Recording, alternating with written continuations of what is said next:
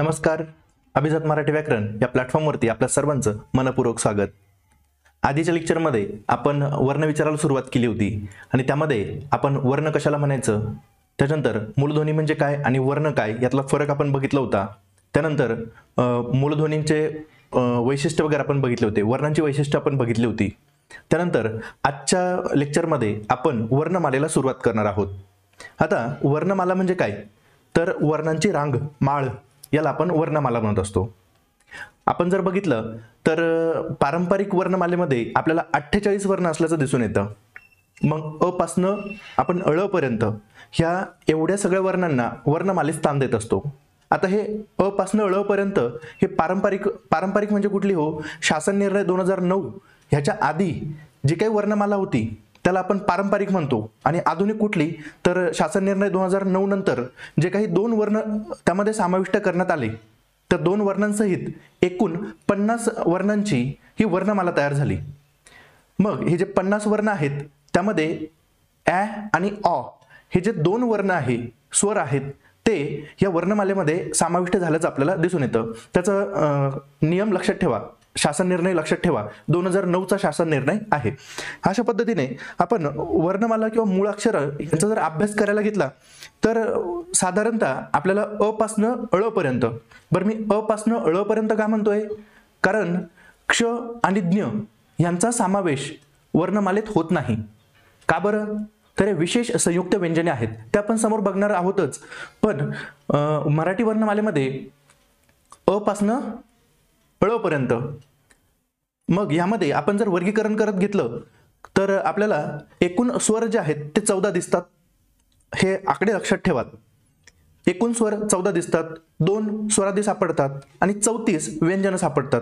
त्यांचा आपण विस्तृत अभ्यास आजच्या घटकामध्ये करणार आहोत.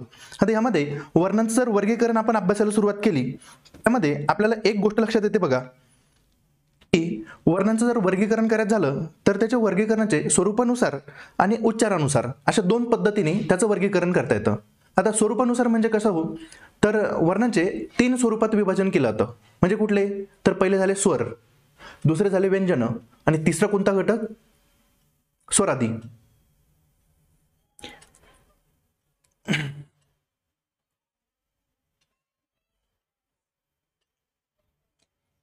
मराठी वर्णमालेचा जर आपण विचार केला तर त्याला स्वरूपानुसार 3 घटकांमध्ये विभाजित केलं जातं. हे 3 घटक कुठले, तर पहिले आहेत स्वर, दुसरे कुठले आहेत स्वरादी आणि तिसरे कुठले आहेत व्यंजने. मग ह्यानुसार आपण स्वरूपानुसार जर याचा अभ्यास करायला गेलो तर आपल्याला 3 प्रकारे वर्णमालेचं 3 प्रकारे आपण वर्गीकरण करत असतो.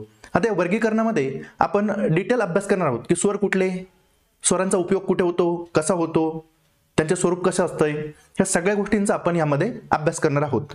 आता यामध्ये जर उच्चारानुसार बघितलं तर उच्चाराची फोड आपण किंवा विश्लेषण आपण पुढच्या टॉपिकमध्ये करणार आहोत. पण स्वरांचं त्याच्या स्वरूपानुसार जर वर्गीकरण करायचं झालं ते कशा पद्धतीने केलं तर त्याचा अभ्यास आज आपण ह्या लेक्चरमध्ये करू. बघा, मराठी वर्णमाला बघत असताना आपल्याला या अशा पद्धतीची आधुनिक वर्णमाला असल्याचं दिसून येतं. आता आधुनिक पद्धतीची वर्णमाला म्हणजे काय, तर मी परत एकदा सांगतो, पारंपरिक वर्णमाला म्हणजे कुठली, पारंपरिक म्हणजे जी 2009 पर्यंतच्या शासन निर्णयाच्या आधीची होती ती म्हणजे कुठली, पारंपरिक वर्णमाला. आणि आधुनिक वर्णमाला कुठली, ज्यामध्ये हे ॲ आणि ऑ हे 2 स्वर मिसळल्यानंतर, समाविष्ट झाल्यानंतर जी काही वर्णमाला 50 वर्णांची आपल्याला समोर दिसते ती वर्णमाला म्हणजे आधुनिक वर्णमाला. आता आधुनिक वर्णमालेमध्ये मी आधी सांगितल्याप्रमाणे एकूण स्वर कुठले आहेत आणि किती आहेत, तर एकूण स्वर आपल्याला यामध्ये 14 असल्याचं दिसून येतं बघा. 14 स्वर आहेत. म्हणजे 14 स्वर कुठले आहेत, तर अ, आ, ई. आता यामध्ये ऱ्हस्व दीर्घ हे घटक आपण पुढे विस्तृतपणे अभ्यासणार आहोत. फक्त आता आपण लहानपणीपासून जे 12 खडी, ज्याला आता 14 खडी म्हणतात, ती जे काही अभ्यासात आलो त्यात कुठले कुठले वर्ण कोणत्या क्रमाने आहेत, कसे आहेत ते आपण आधी बघून घेऊ. त्यानंतर ऱ्हस्व कुठले, दीर्घ कुठले, संयुक्त कुठले, याचा डिटेल विस्तृत अभ्यास आपण पुढच्या घटकांमध्ये येणाऱ्या घटकांमध्ये करणारच आहोत. यामध्ये अ, आ, ई, दीर्घ ई, त्यानंतर ऱ्हस्व उ, दीर्घ उ, नंतर ळू, नंतर ळू, ळू, ळुप्ती असा याचा उच्चार केला तो ळू. त्यानंतर ए, नंतर ॲ येतो ॲ. ॲ म्हणजे काय हो, जसं आपण ॲपल म्हणतो, ॲपल. आता ॲपल कंपनीचं नाव आहे. आता हे बरं, हे विशेष संयुक्त, माफ करा, हे जे इंग्रजीतून आलेले स्वर आहेत, जे दोन आपण 2009 नंतर ऍड केलेत, समाविष्ट केलेत, हे का बरं केलेत, तर इंग्रजीचा प्रभाव मराठी भाषेवरती बऱ्याच शब्दांमध्ये दिसून येतो. मग सर्रासपणे आपण ते इंग्रजी शब्द जे आहेत ते जसेच्या तसे मराठीमध्ये वापरतो. ते असं भासतं की जसं जणू काही ते मराठी शब्द आहेत, पण खरं तर त्यांचा उगम इंग्रजीत झालेला आहे. आणि इंग्रजीत झालेल्या या शब्दांचा उच्चार मराठीत करत असताना हे स्वर सापडतच नव्हते. मग या शब्दांना, वर्णांना नाव काय द्यायचं? मग यांचा समावेश करून यांना विशेष स्थान देण्यात आलं वर्णमालेमध्ये. म्हणून आता सर्रासपणे जे काही इंग्रजी शब्द मराठीमध्ये वापरले जातात, मराठी भाषेत वापरले जातात, त्यांचा उच्चार करणं, लेखन करणं मराठीमध्ये शक्य झालं, सोपं झालं. जसं की हे बघा, ॲपल, ॲपल कंपनी आहे. ऑफिस,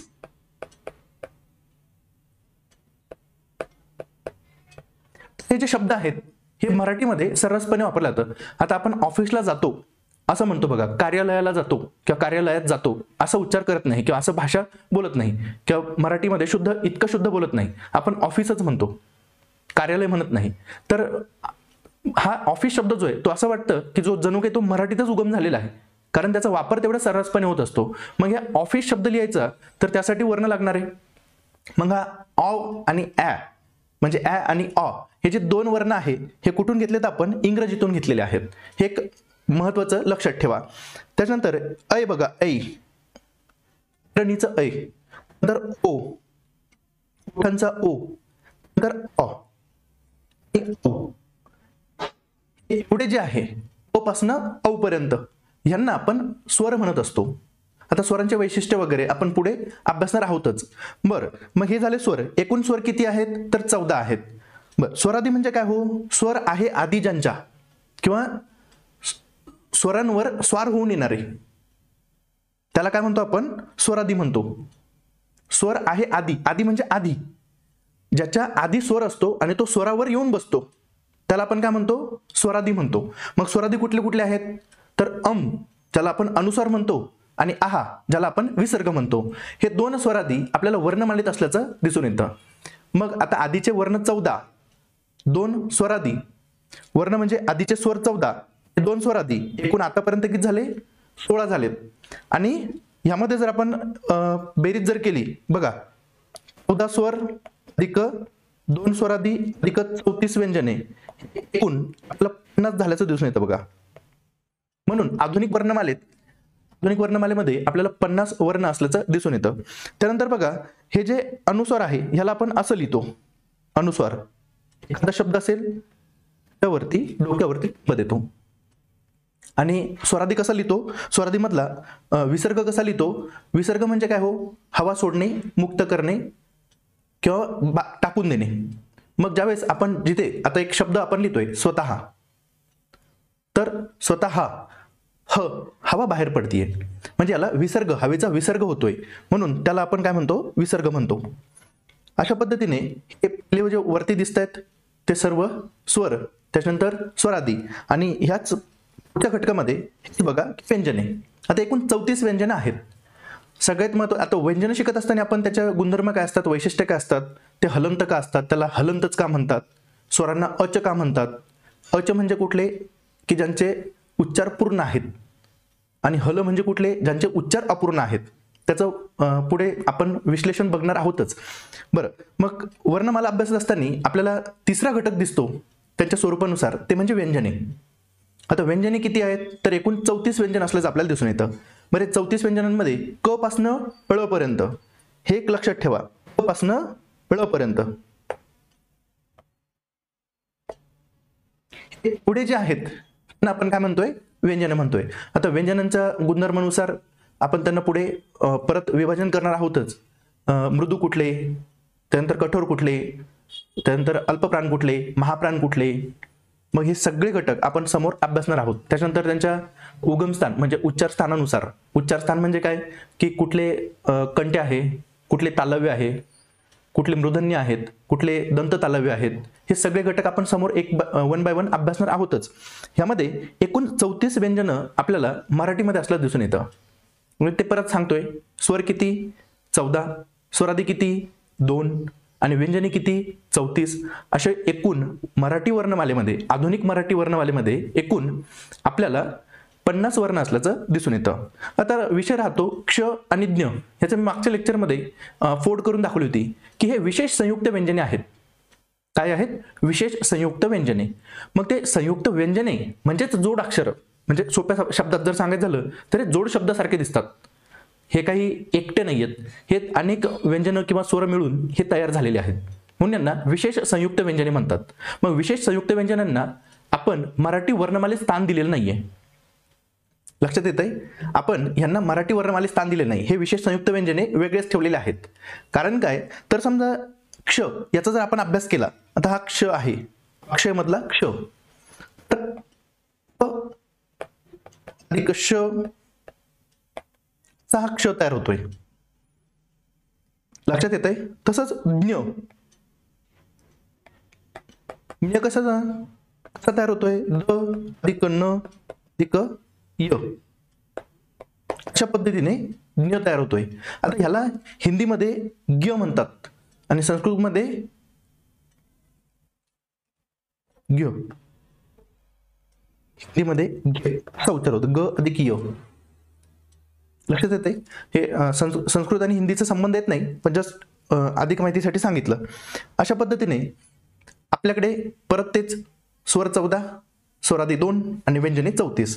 आता क ख ग घ ङ, त्यानंतर च छ ज झ न, ट ठ ड ढ न, त थ द ध न, त्याच्यानंतर प फ ब भ म, त्यानंतर य र ल व, श श स आणि ह ळ.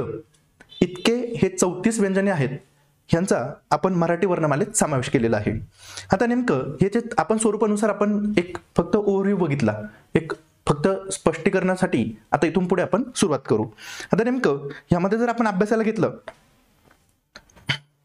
स्वर म्हणजे काय? आतापर्यंत आपण बघितलं की 14 स्वर आहेत. स्वर म्हणजे काय हो? तर स्वर म्हणजे नुसते सूर आहेत. त्याला सोप्या शब्दामध्ये काय म्हणतो? स्वर म्हणजे सूर. सुरांच्या उच्चारासाठी काय सांगतोय मी? या स्वरांच्या किंवा सुरांच्या उच्चारासाठी शरीरातील किंवा मुखातील एकमेक बाकीचे जे अवयव आहेत यांचा एकमेकांशी संबंध येत नाही. काय होतंय? जर तुम्ही अ, आ, ई, ई, उ, ऊ हे जेवढे काही स्वर आहेत हे सगळे जरी उच्चारून बघितले तर मुखातील जे जीभ आहे, टाळू आहे, दात आहेत, यांचा एकमेकांसोबत स्पर्श होत नाही. आणि स्पर्शाविना ज्यांचे उच्चार होतात त्यांना आपण स्वर म्हणत असतो. म्हणजेच ह्यामध्ये स्वर म्हणजे काय? पहिलं, स्वर म्हणजे नुसते सूर होय.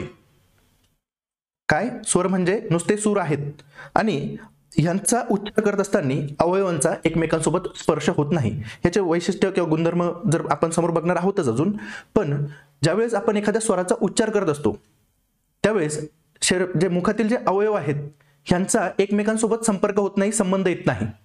बरं, स्वर उच्चारत असताना फक्त जीभ आणि ओठ एवढ्या 2 घटकांचाच वापर करून स्वरांचा उच्चार होत असतो.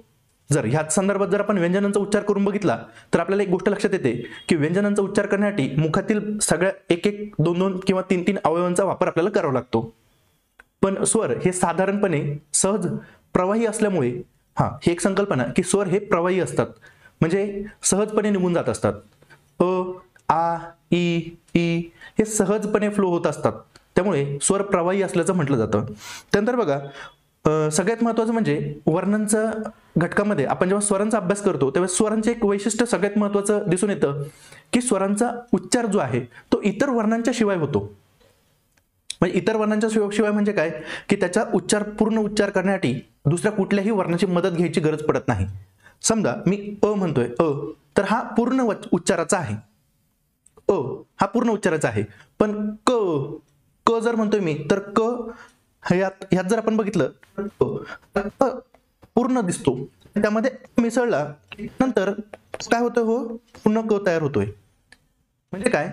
व्यंजनांचा संदर्भ वेगळा. व्यंजन हलंत असतात म्हणजे अपूर्ण उच्चाराचे असतात असं आपण आधी सांगितलं होतं, आणि स्वर जे असतात ते पूर्ण उच्चाराचे अच असतात. अच स्वरांनाच काय म्हणतो आपण? अच. म्हणजे काय? पूर्ण उच्चाराचे असलेले घटक. वर्णमालेतील फक्त स्वर हे पूर्ण उच्चाराचे असतात. बरं, मग ह्यांचा उच्चार करण्यासाठी आपल्याला कोणत्याही अवयवाची मदत घ्यायची गरज पडत नाही, ते सहजपणे बाहेर पडत असतात. म्हणून यांना आपण प्रवाही असल्याचं म्हणत असतो. बरं, स्वर हा शब्द कुठून तयार झाला? तर श्रू, संस्कृत धातूपासून स्वर हा शब्द तयार झाल्याचा आपल्याला दिसून येतो. याचा अर्थ काय हो? ध्वनी करणे, आवाज करणे किंवा उच्चार करणे. मग उच्चार कसे? सहजपणे होणारे जे काही उच्चार आहेत त्यांना आपण स्वर म्हणत असतो. त्याच्यानंतर सगळ्यात महत्त्वाचं बघा की स्वरांची वैशिष्ट्य कुठली. वैशिष्ट्य अभ्यास असताना की स्वर सगळ्यात महत्त्वाचं म्हणजे स्वर हे पूर्ण उच्चाराचे असतात. का बरं? कारण त्यांना उच्चारासाठी दुसऱ्या कुठल्याही वर्णांवरती अवलंबून राहायची गरज पडत नाही. म्हणून स्वरांना आपण पूर्ण उच्चाराचे स्वर किंवा पूर्ण उच्चाराचे वर्ण असं म्हणत असतो. त्याच्यानंतर यांचा समावेश जो बघा तो अक्षरांमध्ये केला जातो. वर्ण आणि अक्षर ही एक संकल्पना थोडीशी आहे, म्हणजे त्यामध्ये कॉन्फ्लिक्ट आहे, म्हणजे त्यामध्ये जंबल होऊ शकतं. आता स्वर म्हणजे काय, व्यंजन म्हणजे काय हे तर आपण आता अभ्यासतोयच आहे. पण अक्षर आणि वर्ण ह्यामध्ये फरक असा असतो की सर्व, हे बघा, अक्षर म्हणजे काय तर पूर्ण उच्चाराचा घटक, पूर्ण उच्चार, ज्याचा पूर्ण उच्चार होऊ शकतो आपण अक्षर म्हणत असतो. आता अक्षर म्हणजे काय की ज्याचा उच्चार पूर्ण झालाय, म्हणजे ज्याला आणखी उच्चार करण्यासाठी आणखी कोणाला ऍड करायची गरज नाही राहिली, समावेश करण्याची गरज नाही राहिली, त्याला आपण काय म्हणत असतो? अक्षर म्हणत असतो. आता अक्षर ज्यावेळेस तयार होत असतात, समजा मी एक शब्दच लिहितो, अक्षरच लिहितो, अक्षर, हा घटक पूर्ण उच्चाराचा तयार झालाय. बरं, पूर्ण उच्चाराचा तयार झालाय, पण यामध्ये अ ला कुणाची गरज नाही पडली, ला उच्चार करण्यासाठी कुणाची गरज नाही पडली. क्षला हा तर आपण बघितला विशेष संयुक्त व्यंजन आहे, मग ह्याला अ, श, घटकांची गरज पडली. र ला जर आपण अभ्यासलं, र अधिक अ, माफ करा याला हलंत नाही, हा र अधिक अ, अशा पद्धतीने ह्यांना व्यंजनांना उच्चारासाठी कुणावर तरी अवलंबून राहावं लागतं. बरं, कुणावर अवलंबून राहावं लागतं तर स्वरांवर अवलंबून राहावं लागतं. पण स्वरांना उच्चारासाठी कुणावरही अवलंबून राहायची गरज नाही. कारण काय, त्यांचे स्वयंभू आहेत, पूर्ण उच्चार त्यांचा ऑलरेडीच आहे, त्यामुळे त्यांना स्वरांना स्वयंभू म्हटलं जातं. जसे स्वतःच निर्माण झालेले, स्वतःच ते पूर्णत्वास आलेले आहेत. बरं, यांचा अक्षरांमध्ये समावेश का केला जातो? कारण जे पूर्ण उच्चाराचे शब्द असतात, वर्ण असतात, त्यांना आपण अक्षरांमध्ये समावेश करत असतो. आता ह्याच पद्धतीत जर मी समजून सांगायचं झालं तर समजा इथे आहे,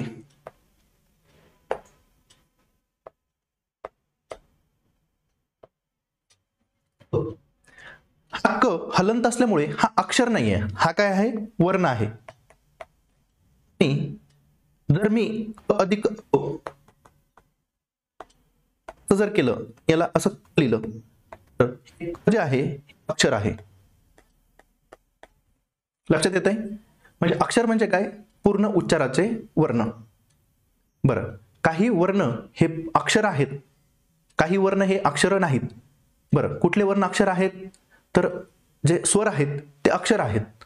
व्यंजन अक्षर आहेत का? नाही, व्यंजन हलंत आहेत, अपूर्ण उच्चाराचे आहेत. ह्या पद्धतीने जर आपण पुढचं जर वैशिष्ट्य बघितलं, सगळ्यात महत्त्वाचं म्हणजे की ह्यांचा उच्चार स्वतंत्र आहे. तेच परत की काय स्वतंत्र उच्चाराचे आहेत म्हणजे काय? एकमेक कुणावर अवलंबून नाही, स्वतंत्र आहेत, म्हणजे यांच्या उच्चारासाठी आणखी कुणाची गरज पडत नाही. त्याच्यानंतर सघोष स्वर कसे असतात? तो सघोष असतात. सघोष असणं म्हणजे काय? नादयुक्त असणं. सघोष नादयुक्त असतात आणि नादयुक्त असल्यामुळे यांना आपण मृदू वर्णांमध्ये समावेश करतो. कठोर मृदू काय आहेत हे आपण पुढच्या घटकांमध्ये डिटेलमध्ये अभ्यासणार आहोतच. फक्त एवढं लक्षात ठेवा की वर्ण हे मृदू वर्णांमध्ये येतात. कशामध्ये येतात? मृदू वर्णांमध्ये यांचा समावेश होतो. त्याच्यानंतर ज्यावेळेस आपण स्वरांचा उच्चार करत असतो त्यावेळेस हवेचा मार्ग कुठेच अडवलेला नसतो. बघा, कुठल्याही स्वरांचा आपण उच्चार करून बघितला तर मुखावाटे जे काही हवा बाहेर पडतीये त्याचा मार्ग कुठेही अडवलेला नसतो. बरं, ज्यावेळेस मार्ग अडवलेला नसतो ना त्यावेळेस त्यांचा उच्चार सहजपणे होतो. आणि परत तेच येत आहे की सहजपणे उच्चार होतोय, मार्ग अडवलेला नसतो, प्रवाही असतात. हे सगळे वैशिष्ट्य आपल्याला स्वरांमध्ये दिसून येतात. हेच जर आपण व्यंजनांमध्ये बघितलं तर हवेचा मार्ग अडवल्याशिवाय व्यंजनांचा उच्चार होत नाही. समजा क म्हणायचंय, क, तर हे बघा कंठ दाबावा लागतोय. कुठलाही व्यंजनाचा उच्चार करायचा असेल तर बाकीच्या अवयवांना आपल्याला प्रेशर द्यावं लागतंय, दाब द्यावा लागतोय किंवा मग त्याला आखडावं लागतंय, त्यावेळेस त्या व्यंजनांचा उच्चार होतोय. पण स्वरांचा उच्चार करत असताना आपल्याला अशा कोणत्याही घटकाची गरज पडत नाही. म्हणजे काय, तर ज्यावेळेस आपण स्वरांचा उच्चार करतोय त्यावेळेस आपले पूर्ण हवा जी आहे ती मुक्तपणे बाहेर पडती आहे. म्हणजे काय, तर हवेचा मार्ग यामध्ये अडवलेला नसतो. नंतर आणखी एक महत्वाचं म्हणजे स्वरोच्चाराच्या वेळी तोंड जे आहे विवृत्त असतं. विवृत्त म्हणजे उघडं. जर तुम्ही उच्चारून बघितलं अ, आ, ई, तोंड बंद होत नाही. स्वरांचा उच्चार करत असताना तोंड बंद होत नाही, म्हणून यांना स्वरांना विवृत्त म्हणतात. स्वरांना आपण काय म्हणतो, विवृत्त म्हणतो. विवृत्त म्हणजे काय, तर तोंड उघडे असणे. तर उच्चार करत असताना आपलं तोंड हे पूर्ण उच्चार होईपर्यंत उघडच असतं. त्यानंतर स्वरांना अच म्हणतात. मी तेच आधी सांगितलं. अच म्हणजे काय, ज्यांचा उच्चार पूर्ण असतो, आणि हल म्हणजे काय, ज्यांचा उच्चार अपूर्ण असतो. मग पूर्ण उच्चाराच्या घटकांना आपण अच म्हणतो आणि अपूर्ण उच्चाराच्याला हल म्हणतो. अपूर्ण उच्चाराचे कोण, तर व्यंजने. व्यंजनांना आपण हल म्हणतो किंवा हलंत म्हणतो. हलंत म्हणजे काय, की ज्याचा उच्चार अपूर्ण आहे. त्याच्यानंतर उच्चार प्रवाही असतो, हे मी आधी सांगितलं. फक्त ओठ आणि जीभ हे दोनच अवयव स्वरांच्या उच्चारामध्ये समाविष्ट झाल्याचं आपल्याला दिसून येतं.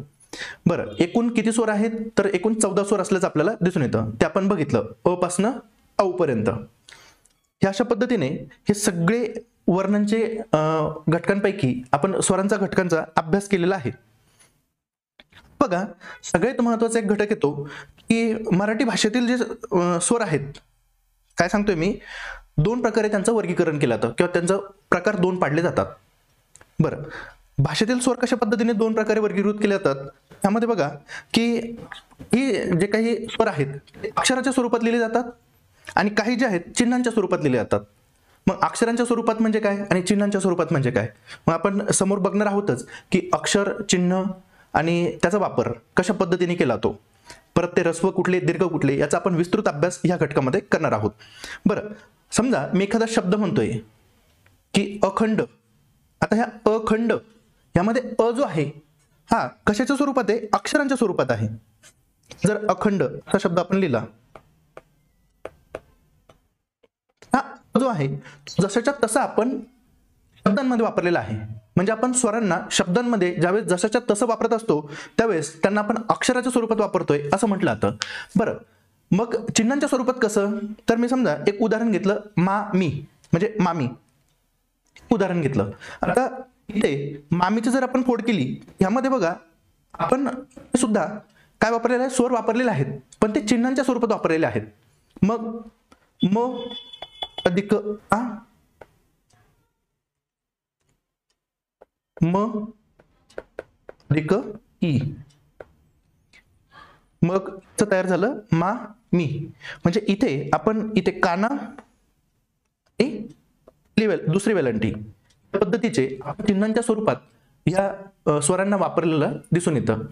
ह्याच पद्धतीने आपण अ पासनं औ पर्यंत हे कसे चिन्ह वापरले जातात, कशा पद्धतीने वापरले जातात, कशा कशा पद्धतीने वापरता येऊ शकतात, अक्षरात कसं वापरले जातात, चिन्हात कसे वापरले जातात, त्याची उदाहरणं काय, ह्याचा थोडासा विस्तृत अभ्यास करू. म्हणजे काय की ऱ्हस्व दीर्घ ह्याची जी संकल्पना आहे ही आपली थोडीशी यामध्ये क्लिअर होईल. बघा, यामध्ये जर आपण अभ्यासाला घेतलं तर आपल्याला एक घटक लक्षात येतो. तो घटक कुठला, की ज्यावेळेस आपण अक्षर लिहित जातो, एक मिनिट,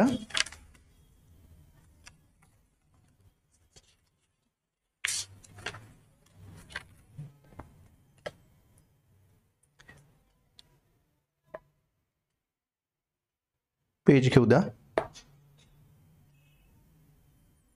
बघा, आपण जे काही मराठी वर्णमालेमध्ये स्वर अभ्यासलेत, हे स्वरांमध्ये ह्यांचा आता नेमकं स्वर कसे, कुठला स्वर, त्याच्या स्वराचं नाव काय आहे, त्याच्यानंतर स्वराचं चिन्ह कुठलं वापरलं जातं, त्यानंतर त्या चिन्हाला काय नाव आहे, त्याच्यानंतर त्याचं उदाहरण कुठलं आहे, मग चिन्हांमधलं उदाहरण कुठलं आणि अक्षरांमधलं उदाहरण कुठलं, हे सगळे घटक आपण इथे अभ्यासण्याचा प्रयत्न करू. त्यामध्ये सगळ्यात पहिला जो वर्ण येतो बघा म्हणजे अ. थोडंसं आठ देतो काढून. तसं अक्षर खराब जरी असलं कारण त्या पेन टॅपची सवय एवढी नाही आहे, त्यामुळे थोडंसं समजून घ्या. ह्याच्या ज्या नोट्स आहेत बघा, ह्या सगळ्या डिटेल नोट्स तुम्हाला टेलिग्राम चॅनलवरती अवेलेबल आहेत. टेलिग्राम चॅनलची लिंक डिस्क्रिप्शनमध्ये आहे. डिस्क्रिप्शनमध्ये टेलिग्रामला जा आणि ह्याच्या ज्या डिटेल नोट्स आहेत, प्रिंटेड नोट्स आहेत, त्या नोट्स टेलिग्रामला अवेलेबल आहे. तिथून नोट्स एकदा बघून घ्या. आता हा जो चार्ट आहे बघा, ह्यात पहिला बघा की कुठले स्वर आपण अभ्यासणार आहे. नंतर त्या स्वराला काय म्हणतो आपण, म्हणजे स्वराचे नाव. नंतर तर चिन्ह कुठलं आहे,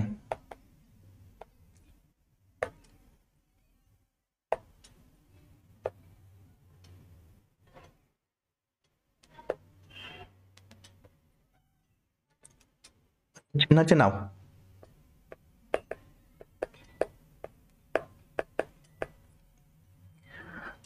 आणि उदाहरणं जे आहेत ते मी आता तोंडी सांगतो किंवा मग तिथेच कुठेतरी बाजूला लिहितो. मी थोडंसं स्क्रीनच्या बाहेर येतो म्हणजे स्क्रीन तुम्हाला पूर्ण दिसेल. बघा पहिला स्वर आहे बघा, लिहित असताना आपल्याला घटक लक्षात येतो, ह्याला आपण अकार म्हणतो. या स्वराला काय नाव दिलं तर अकार. अकार. बरं, कुठलं चिन्ह असतं का? हो, नाही. अ हा कुठेही चिन्हाने दाखवलं जात नाही. बरं, चिन्हाला नाव आहे का? नाही, चिन्हाला पण नाव नाही. जायचं जर आपण हे जर बघितलं, उदाहरण जर बघितलं अक्षरामध्ये आणि चिन्हांमध्ये, बघ अक्षरांमध्ये पण सारखाच दिसतो, चिन्हांमध्ये पण जवळपास सारखाच दिसतो, पण अक्षरांमध्ये थोडासा फरक आहे. समजा मी अमर एक्झाम्पल घेतलं, उदाहरण घेतलं, अमर.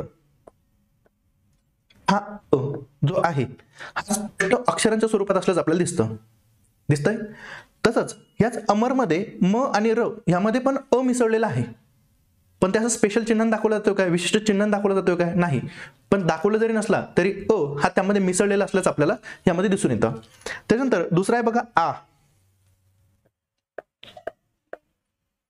बरं, आ म्हणजे काय? त्याला आकार म्हणतो आपण. काय म्हणतो? आकार.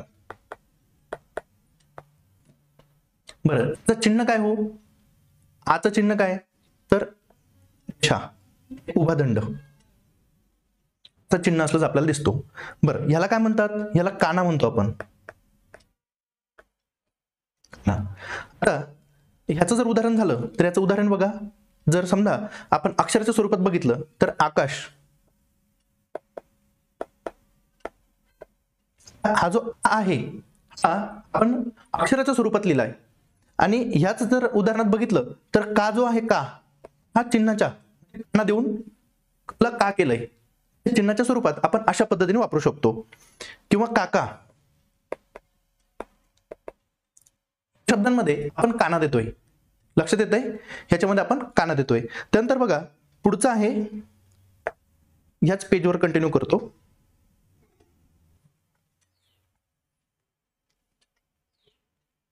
माफ करा, थोडेसे तांत्रिक अडचणीमुळे लेक्चर पॉज झालं होतं. तर पुढचा घटक आहे किंवा पुढचं जर आपण स्वर अभ्यासला तो पुढचा स्वर आहे ई. ला आपण ऱ्हस्व इकार म्हणतो. हे आता तुम्ही चार्ट जसाचा तसा फॉलो करत घ्या. ऱ्हस्व इकार. बरं, ऱ्हस्व इकाराला, ऱ्हस्व इकार म्हणजे काय हो तर त्याला आपण वेलांटी म्हणतो. त्याला आपण काय म्हणतो? वेलांटी. आणि ऱ्हस्व वेलांटी म्हणजे कशी दिली जाते? त्या अशा पद्धतीने शब्द असेल वरती, अशा पद्धतीने ऱ्हस्व वेलांटी दिलं जातं. समजा एखादा शब्द आहे, याचा आपण शब्द बघू, विकास.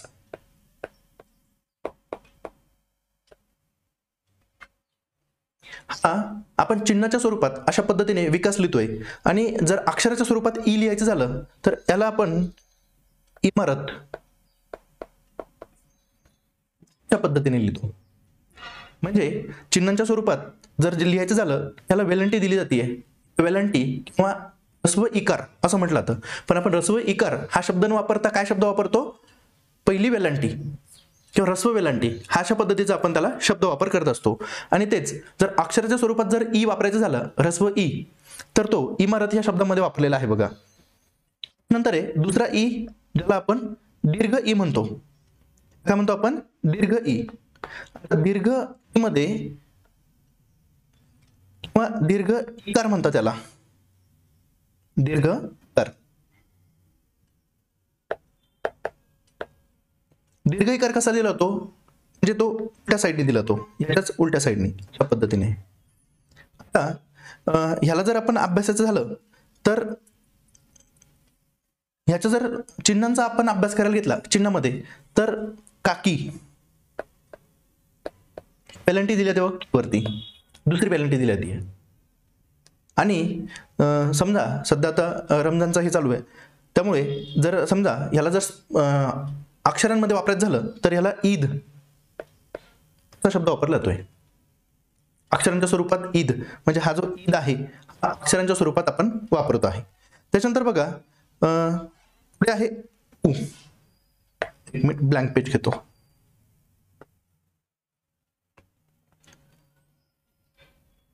आता मध्ये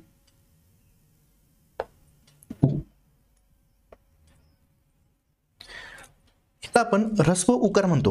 कुठला स्व? बरं दिला तो, तर हा जो काही दंड असेल किंवा नसेल एखाद्या शब्दाला सुद्धा त्याला अशा पद्धतीने लिहितो. उकार उकार देतोय. लक्षात आहे, त्याला आपण काय म्हणतोय, ऱ्हस्व उकार. त्यामध्ये हा अक्षरांमध्ये कसं तयार होतोय हो, तर समजा जर आपण अक्षरामध्ये जर बघितला तर त्याला शब्द तयार होतो बघा, उपाय. आणि जर याला चिन्हात वापरायचं झालं तर याला एक समजा शब्द आहे कुत्रा, त्या पद्धतीने आपण याला चिन्हांमध्ये सुद्धा वापरतोय. आता हे कू हे आहे पण चिन्हांमध्ये वापरलेलं आपल्याला दिसून येतं. अशाच पद्धतीने जे आहे बघा दीर्घ उ, अशा पद्धतीने आपण लिहितो. तर दीर्घ याला काय म्हणतात, दीर्घ उ. उकार कसा दिला तो, असा दिला जातो, उलटा केला जातो. पहिला कसा होता, ऱ्हस्व असा होता आणि याला असा लांबवला जातंय, इकडे लांबवलं जातंय. बरं, इथं जर बघितलं आपण तर एखादा समजा अक्षरांमध्ये वापरायचा झाला तर ऊस हा एक शब्द बघा, ऊस. आता उन्हाळा सुरू आहे, ऊसाचा रस, ऊस. आणि जर ह्यालाच चिन्हामध्ये वापरायचं झालं तर कूस, त्याला कुसळ म्हणा, कुठला एक शब्द आपण बघू शकतो. अशा पद्धतीने आपण ह्याला कशामध्ये वापरू शकतो, चिन्हांमध्ये वापरू शकतो. त्यानंतर पुढचा घटक आहे बघा रू.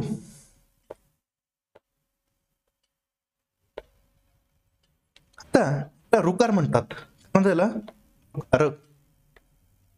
बरं लिहिला तो, तर समजा एखादा शब्द आहे तर त्याला त्या पद्धतीने लिहिला तो, त्याला अशा पद्धतीने घालून जातं. समजा आपण एक शब्द जर बघितला तर मराठीमध्ये ऋषी, ऋषी मुनींचा ऋषी, हा आपल्याला जसाच्या तसा अक्षरांमध्ये वापरला जातो. आणि जर समजा चिन्हामध्ये वापरायचा झाला तर ह्याला कुठला शब्द आहे हो, कृपा. लक्षात येते, अशा पद्धतीने हा चिन्हांमध्ये वापरला जातो. त्यानंतर बघा पुढचा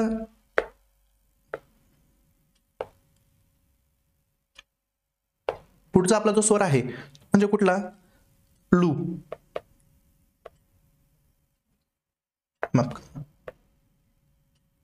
लू. आता ऋकार म्हणतात, ऋकार. बरं कसं लिहितो, त्यामध्ये आपल्याला एकमेव मराठी शब्द सापडतो बघा, क्लुप्ती. आपण ज्यावेळेस याचा अभ्यास केला वर्णांचा, त्यावेळेस आपण बघितलं की क्लू हा जो आहे तर हा क्लू जो आहे तो फक्त एकमेव एका शब्दामध्ये सापडतो मराठीच्या, तो म्हणजे क्लुप्ती. त्याच्यानंतर पुढचा आहे बघा ए, हा स्वर आहे. बरं, याला एकार म्हणतात, कार. आणि एकार कसा दिला तो, एकार म्हणजे एक मात्रा, म्हणजे त्याला आपण मात्रा, एक मात्रा किंवा मात्रा म्हणत असतो. बरं, काय म्हणतो आपण, मात्रा म्हणतो. बरं, मात्रा जर लिहायचा झाला, मग अक्षरांच्या स्वरूपात लिहायचा झाला तर तसाही लिहिता येतो, आणि चिन्हाच्या स्वरूपात लिहायचा झाला तर तसाही लिहिता येतो. आता आपण समजा एक शब्द लिहितोय एक, हा शब्द लिहित असताना आपण अक्षराच्या स्वरूपात लिहितोय ला. लक्षात येते. आणि समजा केस, एक शब्द लिहितोय केस, डोक्याचे केस. इथे जो वरती मात्रा आहे आपण चिन्हांच्या स्वरूपात लिहित असल्याचं दिसतंय. त्यानंतर बघा ॲ काय म्हणतात, आकार म्हणतात. बरे काय म्हणतात, त्याचा शब्द जो स्वर आहे तो आणि कार लावून टाकायचं त्याला, म्हणजे तो त्याला तसं म्हटलं जातं. पहिला अकार, आला आकार, इला इकार, उला उकार, त्यानंतर ॲला ॲकार, औला औकार. हे सगळं जसं तसं सारखंच आहे. त्यात काय असं बदल, काही वेगळं रॉकेट सायन्स असल्याचं काही दिसत नाही.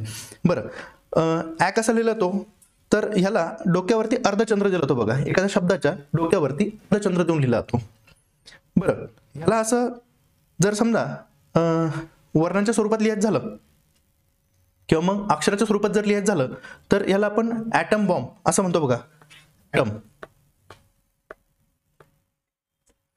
आणि जर समजा चिन्हाच्या स्वरूपात लिहायचं झालं तर आपण कॅरम शब्द वापरतो बघा, कॅरम. हे डोक्यावरती चंद्र देऊन त्या पद्धतीचा आपण शब्दांमध्ये त्याचा किंवा चिन्हांमध्ये त्याचा वापर करत असतो.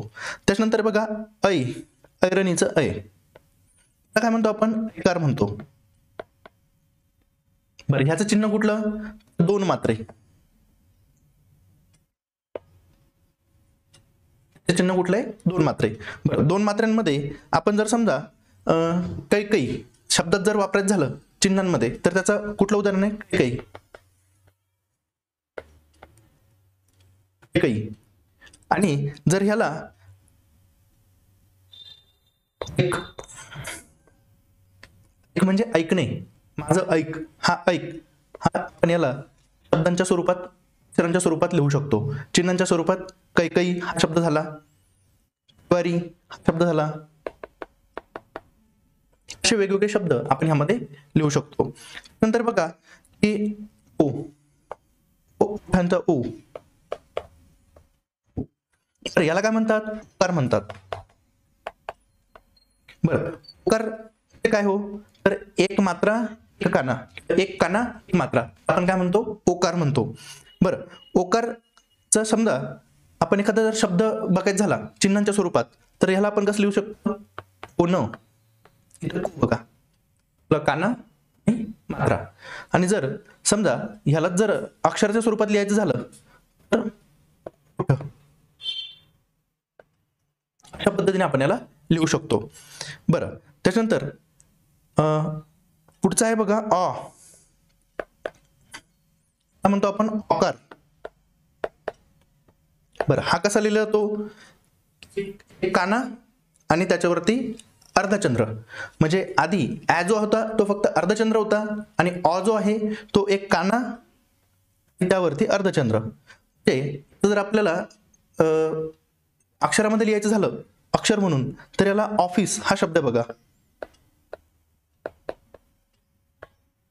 ऑफिस. आणि जर ह्याला समजा चिन्हामध्ये लिहायचं झालं तर एक शब्द बघा, काँग्रेस.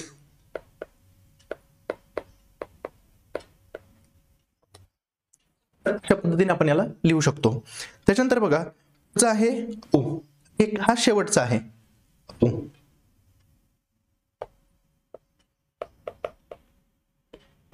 काय म्हणतात हो, ओकार. बरं लिहिला तो एक काना 2 मात्रे, येतोय काना आणि 2 मात्रे म्हणजे काय होतो, तो औ होतोय. बरं यामध्ये जर समजा आपल्याला अक्षराच्या स्वरूपात लिहायचं असेल, अक्षर म्हणजे जसंच्या तसं वर्णाच्या स्वरूपात जर लिहायचं झालं तर याला शब्द आहे बघा, औषध.